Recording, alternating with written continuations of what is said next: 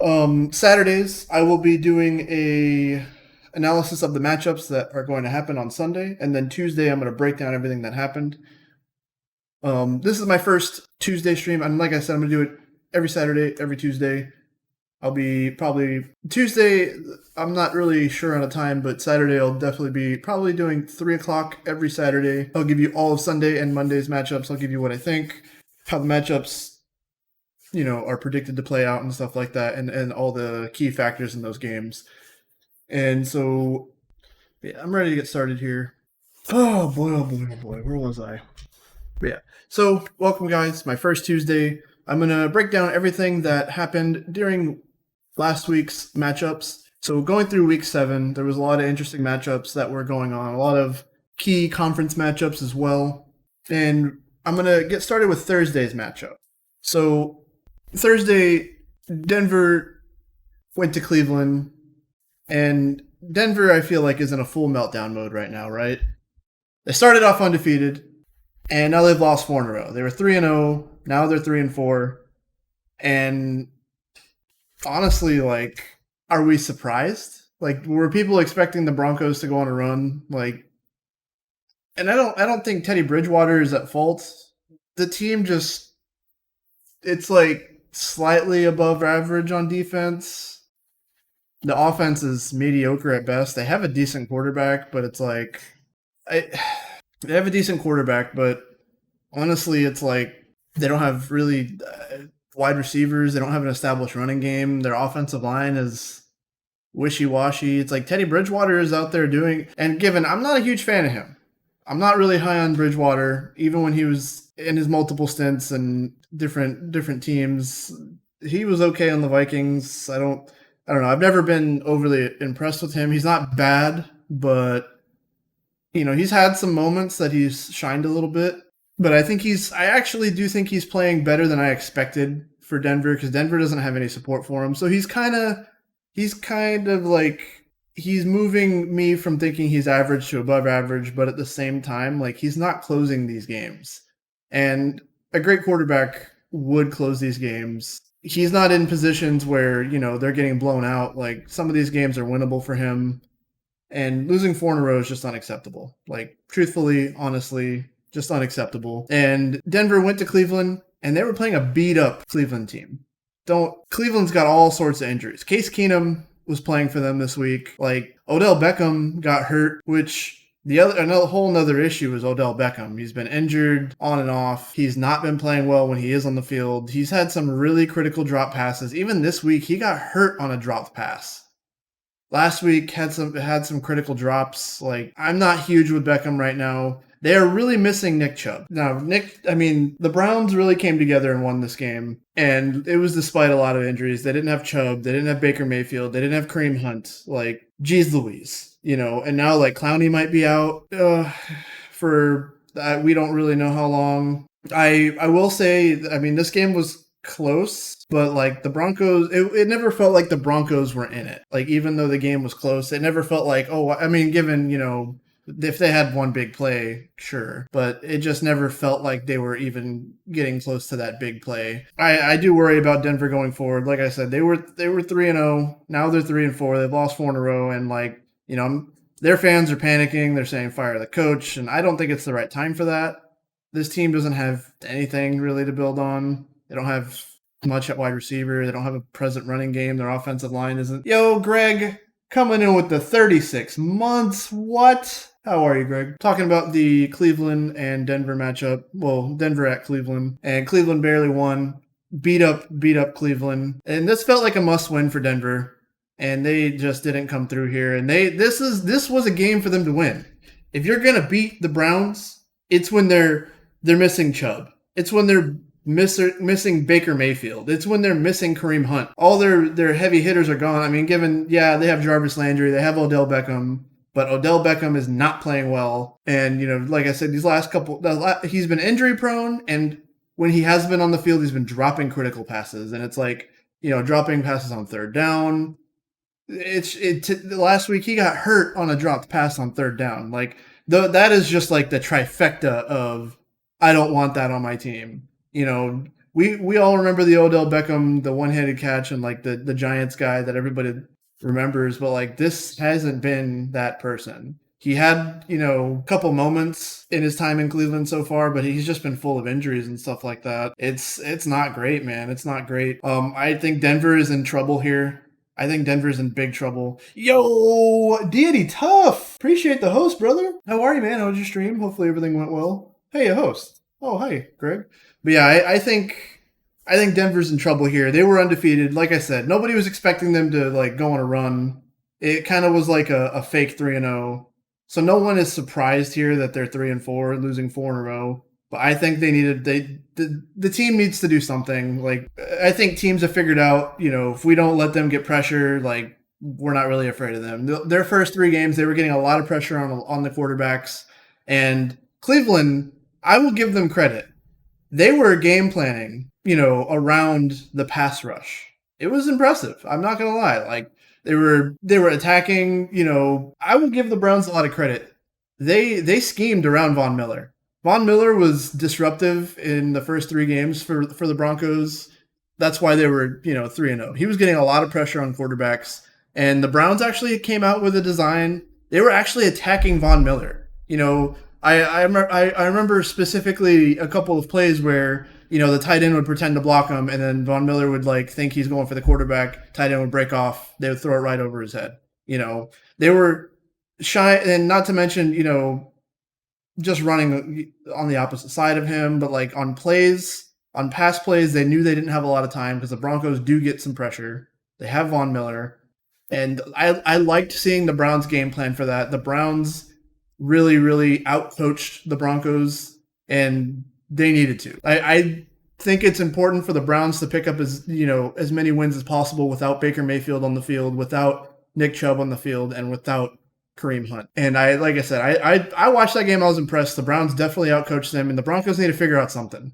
Like they have a decent defense. They don't really have much on offense. I mean, Teddy Bridgewater is doing the most that he can with the lack of weapons that they have, the running game and the passing game. But, enough about that matchup. Broncos are in trouble. Cleveland needs to win as many games as it can to kind of stay in the run while they have so many injured players. And kind of getting to the next game here, this game was the shocker, right? Chiefs at Titans. Now, I came out Saturday and I was like, I thought the Chiefs would win this game. This felt like a must-win game for Kansas City. And, I said that if the Titans were going to win, they'd have to pressure the quarterback. And good golly, did they terrorize Mahomes. Now, Mahomes left late in the game, but the game was already decided. He actually was cleared to come back into the game, but they were just like, we're not winning this. Let's just leave him on the bench. I mean, the Titans dominated. Derrick Henry, he dominated. Now, Derrick Henry next week is in a position where he could break 1,000 yards in week 8 with still 10 weeks to go. So we'll talk about that in a minute. But the Titans defense, they dominated Kansas City. And I watched this game, and it wasn't pretty. Like, it was not pretty. The Titans realized the weak link in the offensive line. Orlando Brown got abused. I'm pretty sure that he gave up like 6 or 7 pressures, like 3 or 4 sacks.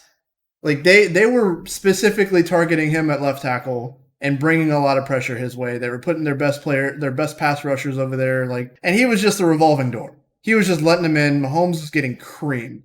The hit, if you guys watched the hit that took Mahomes out of the game, it looked bad. I think the Chiefs are really lucky that they have Mahomes still, because that hit was really bad. His neck and his head, it was pretty ugly. But yeah, I defensively, the Titans dominated the game. Offensively as well, obviously, Derrick Henry, went crazy. A.J. Brown, Tannehill, they all did. I mean, one thing that did disappoint me with the offense, and I've said this I said this Saturday, Julio Jones. Where was he? He had 2 targets, 38 yards. They had a blowout. A.J. Brown, 100 yards. Derrick Henry, touchdown, and he almost had 100 yards too, I'm pretty sure. Tannehill almost had 300 yards, and it was a blowout game. And Julio Jones had two receptions. 2 receptions. He has not been, he hasn't had great games here yet. Now, I think either A, it's going to take him some time, or B, he just doesn't have it in him. maybe he's moved to the number 2 receiver spot and he's letting A.J. Brown be the number 1. I don't know. But I expect to see more than 2 receptions from Julio Jones. 31 years old isn't an excuse. New system? Maybe. But I expect to see more from him. I'll be really disappointed if he keeps playing like this. What was even the point of the trade? You know what I mean? Like, they gave up some assets to get him. They needed some receivers. And again, I'm gonna kind of go over some really key stat points for the Titans defense. Like, just to kind of continue on their dominance, they shut down Kansas City like we haven't seen in a while. I mean, probably since the Super Bowl, right? But it's like 4 sacks, 2 fumbles, an interception. Like, ugh. The Titans defense really came to play, and Kansas City, they're under 500 again. You know, a couple weeks ago, they were under 500 and they had to win, you know, to get back to 500. And now here they are again, under 500. I don't count them out. Andy Reid is a coach who brings a lot out of his players. I don't know if you guys remember this. A few years ago, Andy Reid, Alex Smith, 1-5, won 10 in a row, closed the season, finished 11-5. That's a real thing. So don't count them out, because Andy Reid, he's a great coach. He knows how to get these guys going. But what I watched Sunday, that wasn't, you know, a team motivated to even make the playoffs, much less go back to the Super Bowl. And I like Mahomes, but this ain't it, man. No touchdowns, like under 200 yards. He's almost got 10 interceptions this season. He's 1 away, and we're 8 weeks in. He's throwing over an interception a game here. Like, this isn't acceptable. And you know, they don't really have a lot of excuses. They got Josh Gordon. Hopefully he can start doing something. I mean, he's never really stayed around very long. He's signed to like 50 teams. He's played for every team twice probably. But, you know, Titans are looking good. Chiefs, they need to get it together. It's not over, but another loss or two and it might just put them out. And, man. But yeah, next game I'm going to go over here. My team. Washington came to Green Bay. I watched this game, and, you know, shout out to Cole, who was at the game. I actually could have gone to the game myself, but my dad was in town for his birthday, which broke my heart, because Cole was like, hey, man, you want to come out? We got a ticket and blah, blah, blah. And I was like, hell yeah. And then my dad's like, oh, hey, I'm going to be in town for your birthday, or for my birthday. And I was like, darn it. But anyways, Washington at Green Bay. I will give Washington some credit in this game. They brought heat, and they disrupted Rodgers early in the game. Like, this game was actually a lot closer than the final score reflects. I mean, we kind of pulled out like at the very, very end of the game, but it was close. And Washington was bringing pressure. They were being creative. They were getting pressure on Rodgers. I mean, and they shut down Aaron Jones. Aaron Jones didn't really do much this week. What did he have? Like, nothing for yards receiving or rushing. Like, they were on him, which is impressive. You know, it's hard to shut him down. You know, obviously, Rodgers, 3 touchdowns, no interceptions, only like 4 or 5 incomplete passes or something. Like, very efficient. And I will actually give Heineke some credit in this game. He actually played a lot better than I expected from him. Like, Heineke, I mean, given he didn't go crazy, but like, he was competitive in the game, and I'll give him credit on that. And their running game, they established the run game on their end decently, and they shut down our run game completely.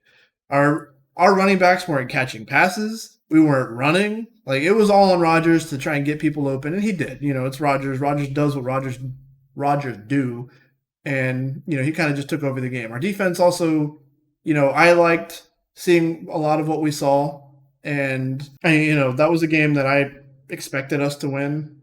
It was a little bit closer than I would like it to have been, but, you know, a win's a win, and I definitely do think Washington played a lot better than I expected. For the next surprise game, so this game, I didn't see this coming.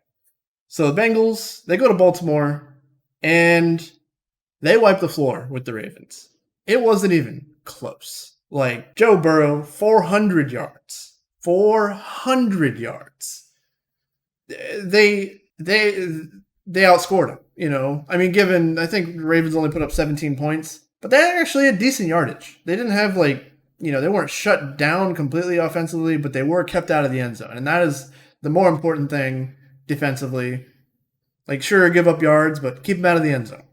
And Lamar Jackson actually didn't play bad. He had 250 yards passing and he almost had 100 yards rushing. And I mean, given he had a touchdown, so you like seeing stuff like that. No turnovers, so that's pretty big. But he was sacked 5 times. All right, sorry about that. Had some beef. All right, like I was saying.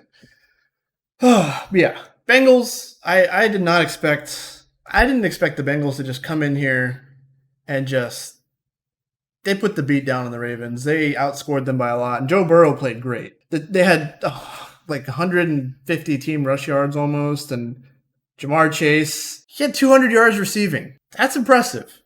That's impressive. I was really, really thoroughly impressed with the Bengals offense this week. It wasn't something I thought they were capable of. They have a lot of good players, but this was a great game. This wasn't a good game from the Bengals. This was a great game. Jamar Chase against a pretty decent defense. They're not good. The Ravens defense isn't good, don't get me wrong, but they're not terrible. I mean, they look terrible this week.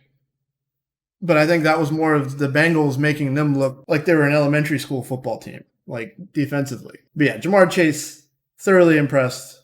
Joe Burrow, I mean, he seems like he's getting better, right? And I mean, I'll say it again. I don't think Lamar Jackson played poorly this week. He's very efficient. I just think they got outgunned. Because like I said, I mean, Lamar had 250 yards, 88 yards rushing. So he had almost 350 yards of total offense. You just got to score. These guys don't have they don't have great weapons in the red zone. And they just need more out of it. Truthfully, I looked at that final score and I was shocked. I definitely think the Bengals are kind of starting to move up. The AFC North, nobody was counting them. They're in first place right now. And it's and this is going to be a tight race all the way to the end. You look at Cincinnati and Baltimore being 5-2, Cleveland being 4-3 with the amount of injuries that they have is impressive. And Pittsburgh is at 500. So it's you can't count them out either. They're one run away from maybe going into first place. They're 2 games back. So I wouldn't count them out. I mean, I don't expect them to do it, but on to the next game. Another big surprise for me here. I thought the Panthers were going to take care of business here. Panthers went to New York, or New Jersey rather, against the New York Giants. And this team looked horrendous. They look horrendous without McCaffrey. And now apparently all of a sudden, they're potentially looking to trade Darnold. Apparently now they have entered this Deshaun Watson sweepstakes. Allegedly, Watson is going to be traded before the November 2nd deadline. We'll see what happens with that. And apparently now Carolina is an option. So a lot of people don't know this, but Deshaun Watson actually has a no trade clause in his contract. That's why he hasn't been traded yet. He can only go to a team that he approves of. And he has now said that he is willing to go to Carolina potentially. So we'll see what happens. Miami still wants him, but they're not willing to give up a ton, but they might have to. We'll get to Miami in a minute here. Carolina. Whew. Sam Darnold. 100 yards passing? 100 yards passing. I'm pretty sure Patriots backup quarterback came in and threw for 100 yards on 3 passes this week. And Darnold couldn't throw for 150 yards in a full 4 quarters of football? Come on. You can't be this bad without just one player. I get it. McCaffrey's great. Don't get me wrong. McCaffrey is great, but your team shouldn't look like an 0-16 team without one player. This game was unacceptable. And to the Giants. One of the worst teams in the league. This game was unacceptable. And this was huge regression. It was starting to look good. Panthers were 3-0. Now they're 3-4. Or they were 2-0, sorry. They were 2-0, and now they're 3-4. They're 1-4 in their last 5 games. 1-4. They were 2-0. Unacceptable. I get it. McCaffrey's gone, but 1-4 after a 2-0 start. Goodness gracious. I don't know what to do with this team. I mean, they had nothing on offense. I don't even think Yeah, they didn't even rush for 50 yards. Rushing as a team. They threw for 100 yards. They rushed for 50. Like, against the New York Giants. This isn't against, like, the Los Angeles Rams. This is against the New York Giants. Brady? We'll get to Brady in a bit here. But yeah, this you don't look this bad against this bad of a team. You just don't. It's not acceptable. Now, the Giants defense, like, they also didn't play great. Their offensive stats were lackluster. I mean, Daniel Jones caught a one-handed pass for a first down. That was pretty much the highlight of their offense, right? Like, but defensively, they did dominate the game. They had 6 sacks, an interception. You know, that's good. That's stuff you'd like to see from your defense, but you can't. I mean, given they didn't have Saquon Barkley, and it's like you you can't shut down your offense because you're missing your running back. Like, you got to get something going. These coaching staffs, they got to get something going. Like, for crying out loud. I mean, the Giants dominated this game, but stat board, the offensive stats were pretty similar, which is not a great sign. Another forgettable game this week. I feel so bad for this team. Miami. Oh boy, Miami's lost 3 games by a last minute field goal. Right. This week they lose to a last second Falcons field goal. Falcons went to Miami. This game was actually pretty competitive. I mean, it was expected to be, right? Like, I picked Atlanta to win, and they did, but I expected it to be close. I wouldn't have been surprised if Miami walked away with this win, but this is a heartbreaker. You know, you lose in a back-to-back weeks on a last-second field goal. Where's your defense? You know, in the crunch time, the Tua was actually somewhat impressive this week. He almost threw for 300 yards. He had 4 touchdowns. It's not bad. 2 interceptions will hold you back. And here's the kicker for Miami, a missed field goal, right? Where you lose by 2 points and your kickers missed a field goal. You don't feel good about that. You just don't. Now, Matt Ryan, I feel like Matt Ryan played a Matt Ryan game. He had 300 yards, 2 touchdowns, an interception. That feels pretty textbook Matt Ryan for me. We'll see if the Falcons ever really get it together. If Miami can ever fix, I mean, they were 10-6, and now they're 1-5, 1-6, whatever it is. Yeah, I mean, yeah, they're 1-6, lost 5 in a row. Like, I mean, given they did lose 3 really close games, like the Pats beat them by what 2, and they lost to the Jags by a last second field goal. They lost this week to a last second field goal. So it's like, but at the same time, it's like you lost to the Falcons and the Jags. Like, can't really make any excuses for that. But they could make the playoffs if they just simply win out for the rest of the season. Yeah, if they win out, they can. Yeah, Easy. All they definitely. gotta do is get through the Bills. They got the they get the Ravens. They'll beat the Saints for sure. They'll beat the Saints for sure. They get the Patriots, Yeah, the last game of the season. I mean, actually, look at their schedule. They got the Texans, who suck. They got yeah. the Jets, who suck. They got the Panthers, who suck. They got the Giants. They could win out. They actually, they're they're actually capable of winning out. Next game, we'll get to you, Greg. Jets at Patriots. Now, this was a close game. I'm lying. This was a murder. This was murder on a football field. I Zach Wilson couldn't even finish the game. I mean, Belichick is notorious for eating young quarterbacks for lunch, and this was just another one of those episodes. In that trilogy or ongoing series. I I Key mean, you guys are stat. pressuring him, 3 turnovers and 2 sacks, and Mac Jones, 300 yards, He two was insane. touchdowns. Like, The key was he had 3 quarterbacks in that game that had 100 or better passer rating. That included a wide receiver and Brian Hoyer came in. Kendrick Bourne throws a 25-yard touchdown pass, gets 158.3 passer rating. yeah, I mean, I don't think the Jets really had an answer for anything, and this team just isn't good. Zach Wilson got replaced by Mike White, who came in and threw two interceptions. Like, Yep.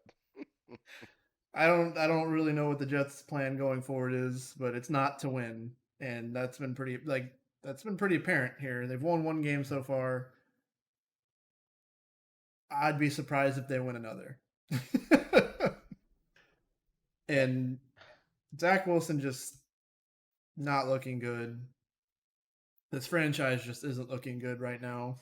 I mean, they haven't been for a while since probably Favre was there in 2009 or whatever it was. but they beat the Titans and Tennessee's 5-2. That was their This is win. true. This is true. And I do think that there was a lot there from, I think the Patriots have been showing some promising signs. They had that game with the Cowboys. Mac Jones looked really good at the end of that game. And now he looked good here. He looked really good here. So I think there's some hope. I mean, the Patriots aren't making the playoffs or a deep run. I mean, they could make the playoffs, but this team looks like a team that's building something, right? Like they look like they have some building pieces going forward. I mean, maybe they go on a run, make the postseason. Definitely not going on a deep run. If they do, I think the miracle would be just making it. There's, I mean, they're not super far behind the Bills. They're only two. I mean, technical 2 games back, but the Bills only have one more win than the Patriots. So I mean, anything can happen. But looking at the Bills and looking at the Patriots, you're definitely looking at two different teams. Yeah, I don't expect the Patriots to have above 500 record. Yeah, they don't. I'm pretty sure that there's a bye week for the Bills somewhere. That's why you guys have one more game. But I mean, like I said, I've seen some promising stuff from this team. And that ending of the Cowboys game, like that looked like something. That looks promising. I mean, given you guys didn't win, but getting a young guy in a big spot like that where he comes in, throws a huge touchdown, one play like 70-yard touchdown. You love seeing stuff like that. And he's just been coming in and playing efficient football. Like you know, he hasn't fallen apart horribly, which I guess you like to see. Stepped in the spotlight, played well. Y'all's defense is pretty tricky. It's not great, but it's not terrible. And it's had some moments where, the defense is good enough to take advantage of mistakes. And that's kind of, that's partially probably a Belichick thing. Probably him just knowing what a weakness on a team is. But I definitely do think that they're building something there. It kind of looks promising at the moment, which it didn't. Beginning of the season, it was like, I mean, Pats fans were excited about Mac Jones. I know Kevra was. I know you were pretty accepting of him, but everyone else was like, who the heck is this guy? Like everyone else was like, Mac who? So But I nobody. mean, now he's putting himself on the radar as a promising young quarterback. So who's your early season Super Bowl picks, Meow? Well, I'm gonna get to that. I actually do have a top five. Oh, We got a couple games left here, but I do have a top five and an MVP front runner, which you could probably guess who it is. all right, Cam Newton, right? Yes, Cam Yep. Newton. Yeah, next game. This game I watched also, and it fell apart quick. Eagles at Raiders. They went to Vegas. They actually took an early lead. So in the beginning of this game, they actually had some hope. The Eagles, they were in a position where they could have controlled the game, but they just didn't. It kind of just fell apart. Raiders defense, two turnovers. I mean, and both were fumbles. You hate losing a game because of fumbles. Interceptions are on the quarterback, right? Fumbles are just like they're unacceptable. Just hold on to the ball. And Jalen Hurts was kind of under siege a lot of the game. I mean, they only pulled out 2 sacks, but he was pressured a lot in the game. But he's very athletic, so he was actually able to escape a lot of the sacks. But and he didn't actually throw any interceptions in this game. He had 200 yards, like 60 rushing yards. he had pretty efficient numbers, but you need more. You need more in a game where Derek Carr, he only had 3 incomplete passes in this game. It's 31 for 34. Like, and the Raiders, they rushed as a team for 100 yards. Like, you need to put up matching yards. Like, decent isn't good enough. If they're putting up 400 yards, you can't just settle on, oh, we put up 300, so that's good enough. Like, no, unacceptable. And their defense is just the Eagles' defense. It's like they just kind of let people march down the field, and it's like they just blitz, and the blitzes don't really affect quarterbacks, and they just. I was seeing a lot of blitzes out of the Eagles, and it wasn't even affecting anything really. They're just like Derek Carr was just like, "Oh, you're blitzing," and then just threw it. That was the same thing whenever the Eagles played the Cowboys. Like they were just blitz Prescott, and he was just like, "Oh, okay, you're blitzing, touchdown." Like, Eagles, they have a lot of stuff going on, and I do think that Jalen Hurts also has looked good. There was a lot of questions about this team. Is Joe Flacco going to start? Jalen Hurts ends up winning, and I'm pretty sure Flacco got traded to the Jets this week. So I think the Jets are going to turn it around, win 10 in a row, and go to the Super Bowl. So Flacco's not even on this roster anymore. The Eagles kind of thought about starting him for like 10 seconds, and they're like, let's just start Hurts. Another bad decision in Philadelphia. Yeah, they kind of just, I don't know. That division as a whole is just kind of poo poo caca. I mean, Dallas is 5-1, but then it's like Washington football team 2-5, Eagles 2-5, Giants 2-5, and last season that division was a joke. Like 7-9 made the playoffs in that division. Like, come on, come on. Yeah. It's probably the Cowboys division to just take for a while because no one's really doing anything, and it's rough. It is definitely rough. Man, next game, I watched a lot of this game, and it was a lot more competitive than I thought it was going to be. Right? We had Lions going to LA. Lions went to Rams. It was Jared Goff, Matt Stafford. They were traded for each other, and now they're playing. Right? A lot of reports came out this week saying that this is going to be a shock to a lot of people, but apparently Jared Goff was really upset about getting traded to the Lions.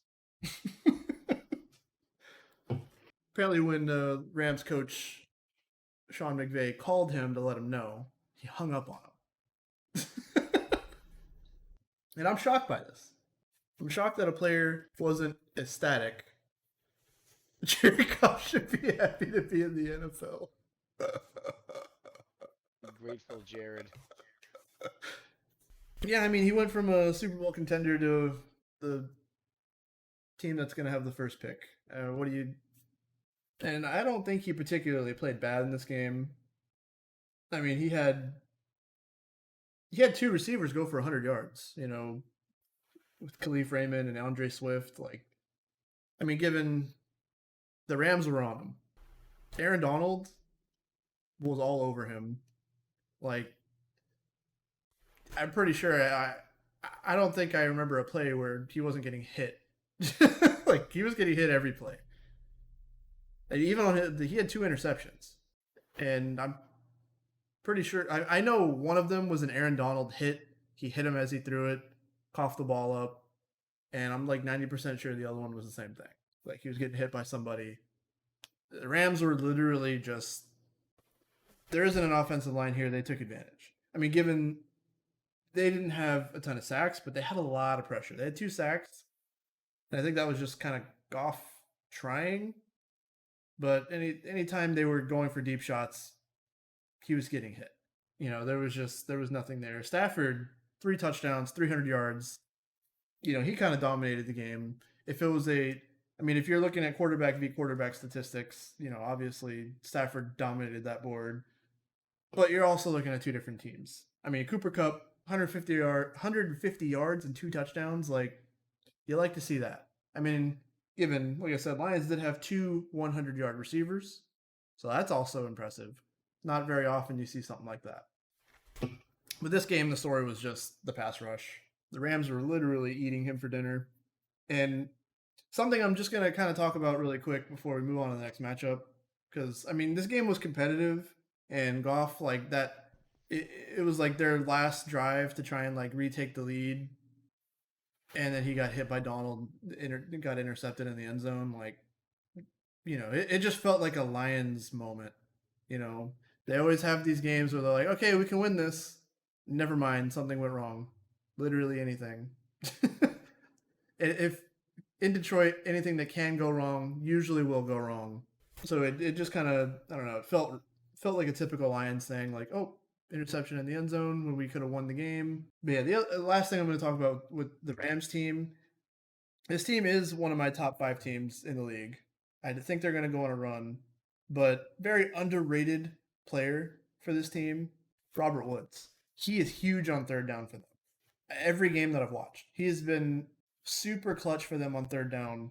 The amount of weapons that this team has, like, and then that they have a guy that just it's like he's waiting for third down. Like he just sits there and he just conserves his energy for third down. You're like that's honestly how I'm starting to feel because I feel like every third down Robert Woods comes in and clutches it every time. Yeah, that I mean Rams they look great in this match, but or this game rather. Lions did put up a little bit of a fight. I was expecting it to be a very one-sided game, but I think that was more of Goff. Like he had something to prove here. He was pretty upset. He was trying to show his old team that he's trying to show him something. I mean, given they still lost, and that's all that matters at the end of the day. But the next match or the next game was also super close. JK, no, it wasn't. The Bears went to Tampa and they got throttled. Like And yeah, this is the Tom Brady game. Now, given he didn't throw for a lot of yards, threw for 200 yards, but he had 4 touchdowns. And going into the week, he was first in yards, first in touchdowns, like tied with Rodgers for lowest interceptions. 4 touchdowns, super impressive. I mean, they rushed for 100 yards as a team. Fields looked bad. I mean, he didn't look as bad as his first game, but you can't look this bad. And given I said prior, on Saturday that this matchup was going to be whether or not he can handle the pass rush, and he definitely could not. I mean, he was sacked twice, but he was on, or sorry, not twice, 4 times, and he was pressured a lot. 3 interceptions. You get sacked 4 times, throw 3 interceptions. Uh, The Bucks had 5 total turnovers this game, so they forced 2 fumbles on top of the 3 interceptions. Like that's just not what you want to see. I mean, the one diamond in the rough for the Bears, Herbert rushed for 100 yards, right? But it didn't matter because the game wasn't competitive. It wasn't even remotely competitive. It was basically just like Tom Brady practicing in his backyard, throwing touchdowns to whoever would catch him. I mean, the Bears are another team. 2 weeks ago, they had a winning record. 2 weeks later, they're under 500. What's going on? I mean, given they played the Packers, then they played the Bucks, but they were 3-2 2 weeks ago. We need more out of them. I mean, they need to protect. I mean, Dalton got hurt, because they couldn't protect him. They're going with a younger, more athletic quarterback because they don't have an offensive line, but they need to start game planning. They can't just they can't just hope for Fields to just Bears kept giving the ball a great field position. I mean, yeah, that goes to the Brady 200 yards, 4 touchdowns. When your defense has 5 turnovers, you don't really need to throw for a lot of yards. You're getting the ball right there, and you're not kicking field goals. you know? Brady's not going to be like, oh, the ball in the 30. Oh man, I'm 3-and-out time. No, he's getting it in the end zone, and it's like the Bears as a team. It's like you gotta get something going because I mean, this division's starting to run away from the Vikings, Bears, and Lions. I mean, the Lions they're not even a hope and a dream to win this division. But the Packers are starting to get away. They're 6-1. Minnesota's 4 games back essentially, it's starting to just kind of get out of hand. The Bears were looking decent for a moment. They're 3-2. I don't really see this. You see Brady in the backwards hat. So the other huge thing here, Brady's 600th touchdown, right? I don't know if you guys heard about the ball and the fan where Mike Evans accidentally gave the ball away to a fan, and then they had to negotiate with the fan, and then Tony Romo said they should give the fan a date with Tom Brady's wife for the ball, and Romo's been getting a lot of heat for that statement. They ended up negotiating with the fan. I don't know what they actually finalized on, but they gave him something in return for the ball. And now apparently the ball is going for $500,000. And if it's going for that much to me, like anything less than a 10 grand payout is a loss for that guy. If you didn't get $10,000 for that ball, you got a loss. If they like gave him a signed jersey or something from Tom Brady, it's like, oh wow, incredible. I could Wait, have so had, you're saying that people were offering $500,000 to buy the ball?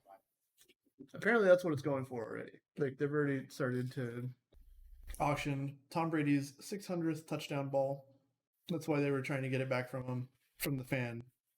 And I don't know if Mike Evans has said anything about the whole thing, but it was quite a funny situation.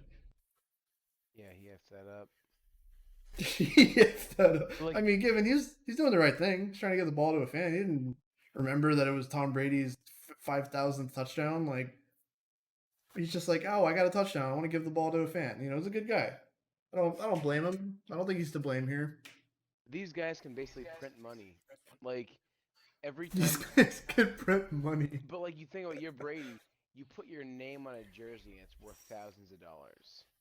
So all you gotta do Yeah, is like do that like 100 times and give the kid 100 autographed Tom Brady jerseys, and the guy's rich and all it took Brady was the cost of the jerseys and a Sharpie. yeah. I mean that's how it goes. But yeah, this game it wasn't even close. It was the Bears are probably I would call them a wrap for the season. They're probably in full rebuild mode. We're gonna get to the next game, which was also a not very good game. The Texans went to Arizona and they put up 5 points. Like 5 points in a football game? Like Better than the what? Bears, I mean, it is better than the Bears. better than the Chiefs, better than the Panthers. But the other thing is how do you only throw for 135 yards? And I'm looking at Mills. Davis Mills. Brian Hoyer came in, threw 5 passes for 100 yards. And these guys can't even throw the 150 mark in a whole game. Better than Sam Darnold. Like the Texans are all over the place. They need something big from this Deshaun Watson trade, which who knows? There's rumors of a 3-team trade. There's rumors of this and that. And November 2nd's their deadline. Something needs to be done because this team is terrible. Bill O'Brien gutted this team, lit it on fire, and then got fired. But on the bright side, the Texans got to see some of those players that they got rid of. J.J. Watt on the Cardinals, DeAndre Hopkins on the Cardinals, best receiver in the league, by the way. DeAndre Hopkins. Murray played really well this week too. 250 yards, 3 touchdowns. You like to see stuff like that.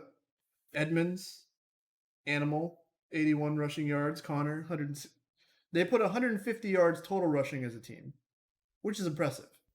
They do have that really cool dual threat with Connor and Edmonds.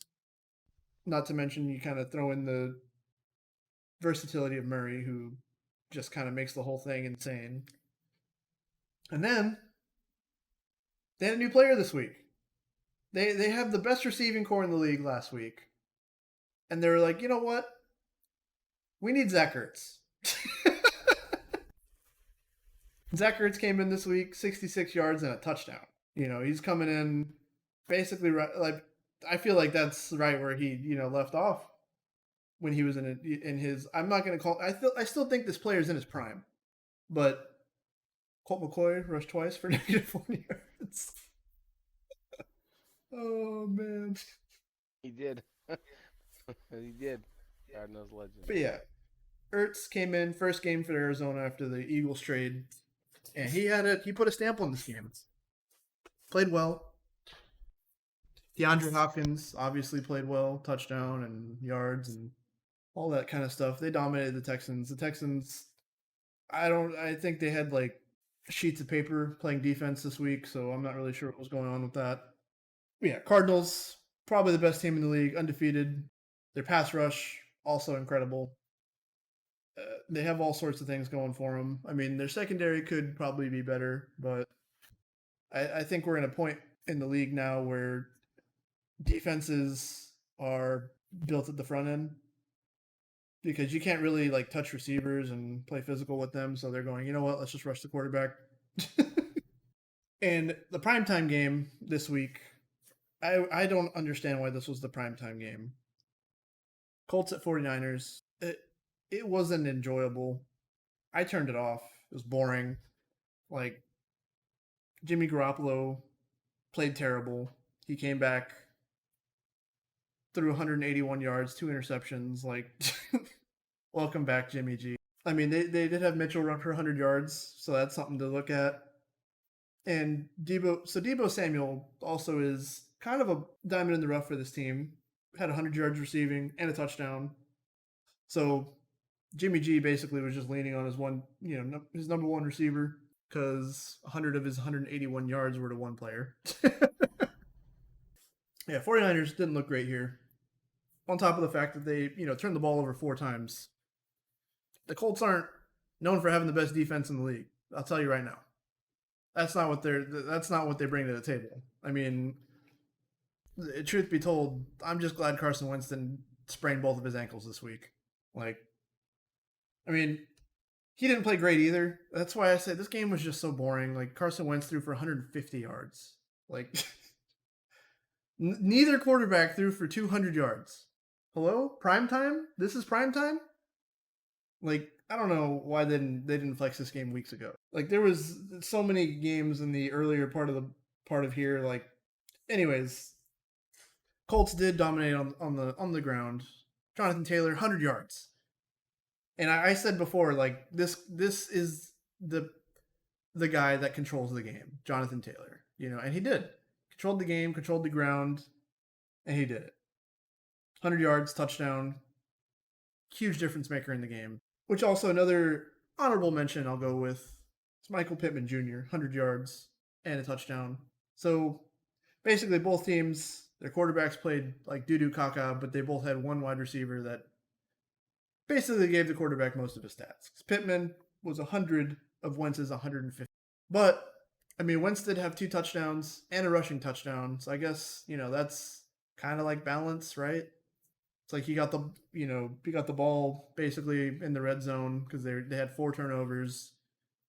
49ers did not know how to protect the ball this week.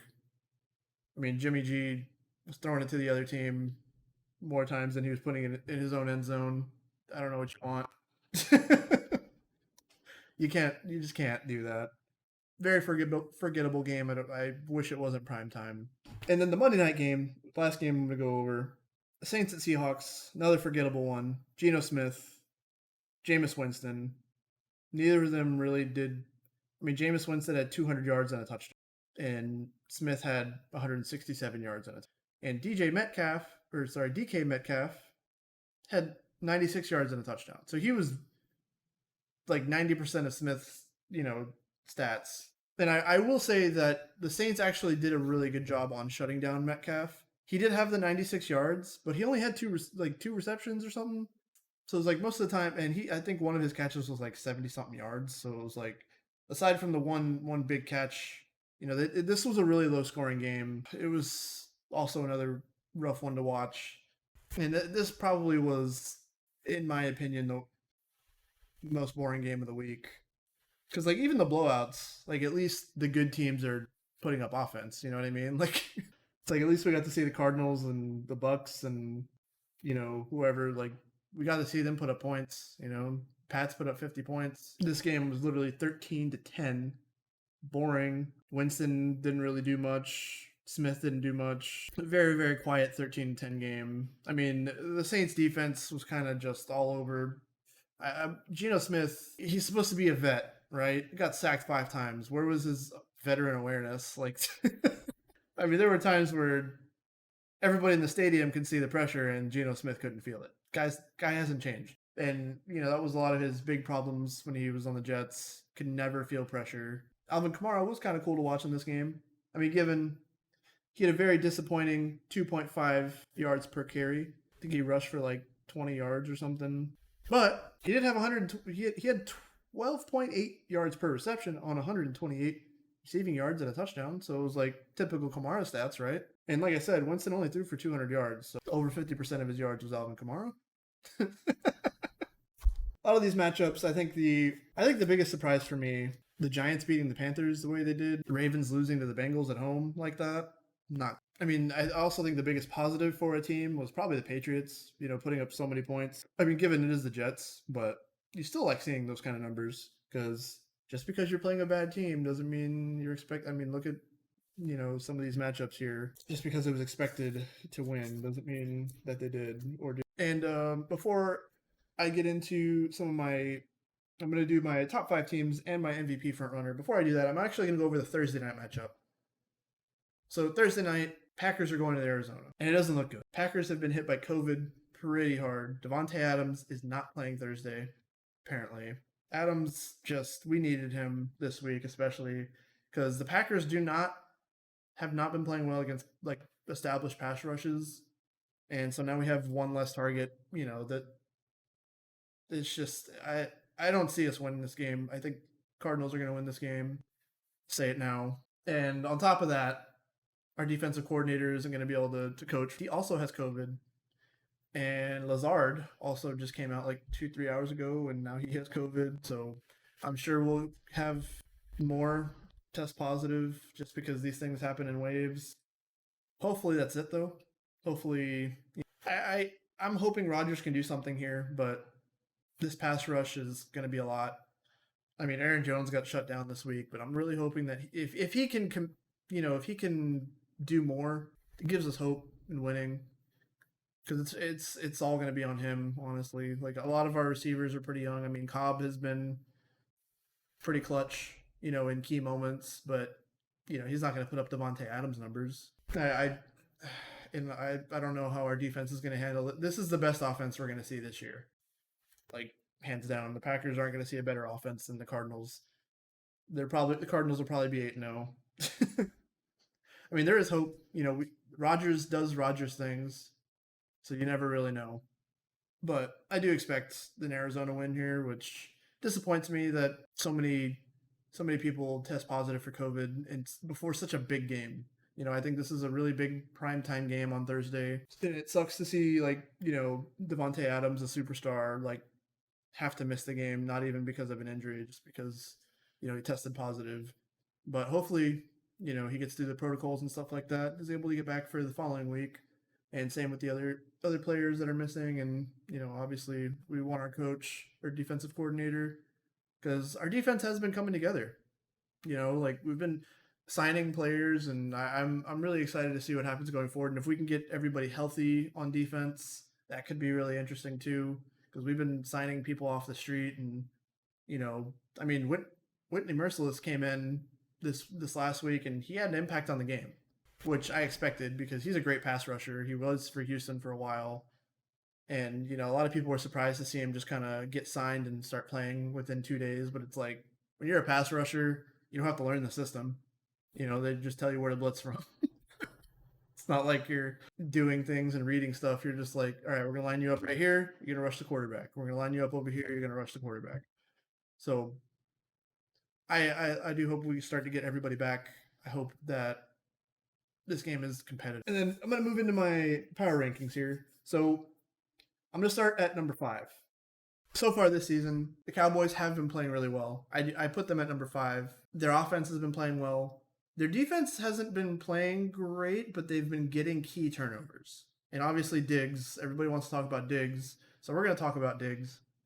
6 interceptions this year is really impressive. 2 pick sixes in the same season, really impressive.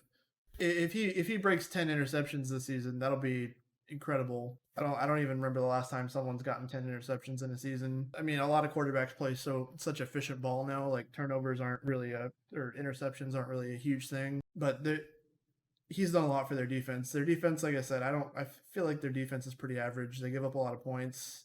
They let teams in the end zone, but the critical turnovers are really big. And their offense is just producing a lot of yards. I mean, Dak Prescott did get hurt before the bye, so we'll see how he comes back, but I'm pretty sure it was just like the calf thing, not really a big deal. They were really grateful that he got hurt, right before a bye week. If there's ever a time to get a small injury, that's the time for it, is right before a bye week. So we'll see how they come back from the bye. And I do think they're playing well. They're basically a shoe in to win the terrible division that they're in. So they'll definitely be in a postseason run. We'll see how that goes. I mean, Zeke has been pretty quiet this year, but that's mostly just because Dak Prescott is throwing for like 400 yards a game.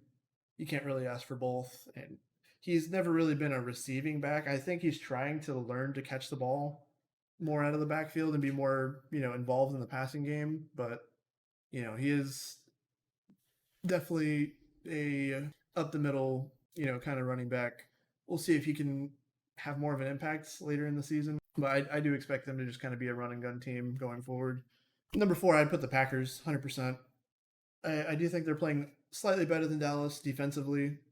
I mean, they're probably slightly less numbers, but I'm more biased. I think offensively they are probably producing less than Dallas, but I'd take Aaron Rodgers over Dak Prescott. I mean, Dak Prescott will always put up more numbers, probably, but you need somebody to win the game. Who do you trust, Rodgers or Prescott? Definitely put them number 4, and also basically a shoe in to win the division, unless the Vikings do something incredible the next few weeks, which I'm not really expecting them to do.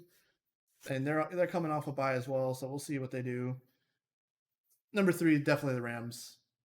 They're just good on both sides of the ball. I mean, they have some question marks in the secondary, but their pass rush is insane. They have a deep wide receiver core, and like Matthew Stafford knows how to spread the ball to everybody. And this team is their receivers are very selfless. They don't complain when they don't get targeted that week. They just kind of understand like the game plan gets, 1 or 2 of you open per week. And you like seeing, such selfless players. I mean, Cup and Woods have been playing together for so long now at this point.